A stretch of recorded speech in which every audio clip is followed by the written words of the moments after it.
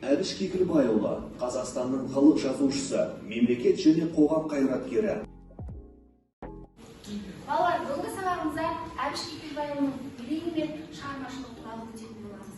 Әбіш Кекілбайұлы 1939 жылы 6 желтоқсанда Маңғыстау облысына қарасты Мырзайыр құдығының басында қарапайым домбырашы отбасында дүниеге келген. Ата-бабалар туралы ел ішінде жақсы аңыз әңгімелер бар. Жазушының әкесі Кекілбай қоңыр үнді, ақ жарқын жүзді, күйді нақышына келтіріп айтатын кісі болған.